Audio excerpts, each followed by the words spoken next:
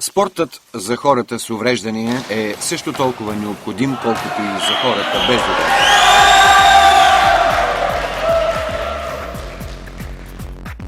Голбалът е създаден специално за хората с зрителни проблеми през 1946 година. Играта е представена на света през 1976 година на Параолимпийските игри в Торонто, Канада. Първото състезание се състои в Австралия през 1978 година. От тогава популярността на голбала нараства прогресивно в различни региони на света.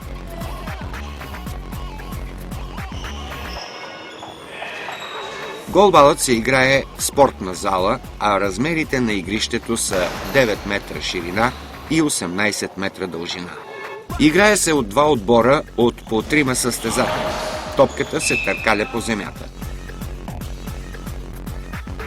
Вътре в топката има звънчета, по чийто звук състезателите се ориентират за нейното местоположение. Трябва да се отбележи, че топката не е под въздушно налягане, както това е при футбола, баскетбола, волейбола и други.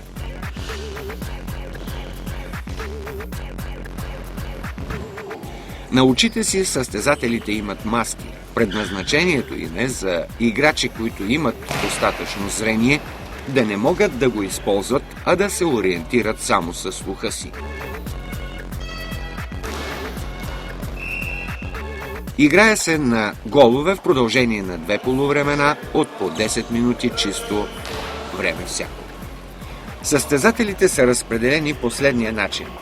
Вратата е широка 9 метра и всеки от състезателите трябва да покрива зона от по 3 метра, като голбалистът, който е в средата, е изтеглен по-напред, за да не се получават сблъсквания между играчите. Топката се улавя или избива посредством плонжове от страна на защитаващите вратата. Голбал се играе от всички възрастови групи. Има мъжки, дамски и смесени отбори. По голбал се организират европейски, световни първенства, международни състезания и други. Той също е параолимпийски спорт. Организират се множество регионални турнири от различни спортни организации.